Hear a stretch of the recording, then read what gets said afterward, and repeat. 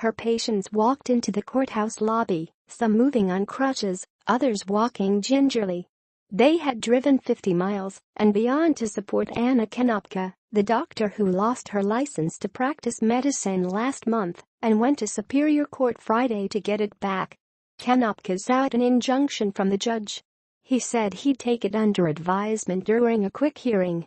Her patients said they were outraged, and they lined up enthusiastically to tell me why. Steve Sarlo of Lebanon was there, grateful the good doctor had provided some relief for his aching back and neck, hurt while working in a New York factory. Kim Borcuk of Claremont was there too, ready to stand behind the doctor for lessening the effects of her rheumatoid arthritis. Amanda Bulliner of Newport has awful back pain as well, or at least she did, until this 84-year-old woman took control.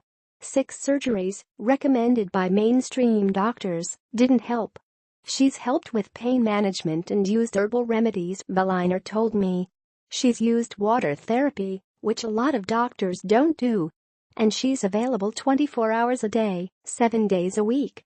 The New Hampshire Board of Medicine sees things differently. After 55 years practicing medicine, including the past 28 in New London, Konopka signed a document under the heading, Voluntary Surrender of License. In it, Konopka agreed that this license surrender has occurred in settlement of pending allegations regarding my record-keeping, prescribing practices and medical decision-making. There were 4 allegations lodged against Konopka, Assistant Attorney General Lynn Cusack said after the hearing. They would have been made public if Konopka had not signed on the dotted line in September. The central issue seems to be Konopka's refusal to move into the computer age. She told me she registered with the Prescription Drug Monitoring Program, considered vital in this age of opioid addiction, but without being online she has no way of checking it. She says she can't afford to move her filing cabinets into the digital age. She says her current system works just fine. I have records for patients for over 20 years, Konopka told me before the hearing. I have lab tests, consultations, everything I need. She also had letters from patients. Lots of letters. They defended their doctor, saying they've seen her after hours, sometimes late at night, once on Christmas Eve, whenever they needed her. They talked about her bedside manner, her $50 fee for whatever ailed them, her discipline when it came to prescribing pain-killing, addictive medication. One letter read, Konopka has always put the needs of my children, her patients, before her personal financial gain, treating the children in a reasonable and fair manner, and never compromising their health or medical treatment because of my limited financial considerations. Another one said, my husband and I were able to live out his remaining years with the best and always available interventions as he suffered from Parkinson's dementia for 8 years. Her support allowed me to care for him at home myself until his death in 2010. Another letter writer thanked the doctor for suggesting milk for her acne. It worked. And then there were the patients who showed up in person Friday. They moved slowly, but spoke with great energy. Borcuk heard me talking to Konopka and flung her voice across the lobby. She's amazing and she helped me tremendously compared to Dartmouth Hitchcock, Borcuk said. She changed my medical lineup and went with more herbal formulas and vitamins, medicine with less side effects. And how many doctors do you know would spend 2 hours with a patient? It's easy, of course, to take the side of this purple-clad woman with a thick Polish accent and the heart of a lion. Under the thumb of communism and cruelty, she left her homeland behind to work in the States, first in Long Island and New York City, then here in New London. She said she sent money back to her homeland for her family. She recalls landmark dates, as though they occurred yesterday. Arrived in the United States November 4, 1961, happy 56th anniversary.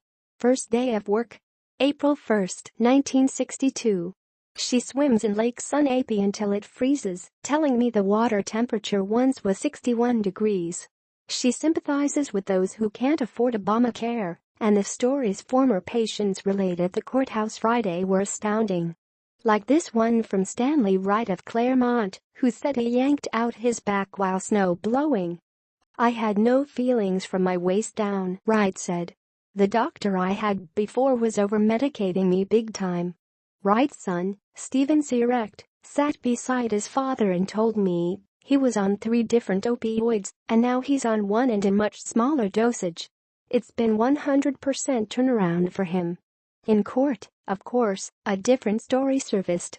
After all, Konopka did, indeed, sign that document forfeiting her medical license, and she had an attorney at the time. Why? Cusack wanted to know. Did she claim she signed the document under duress? She hasn't articulated what that duress is, Cusack told the judge.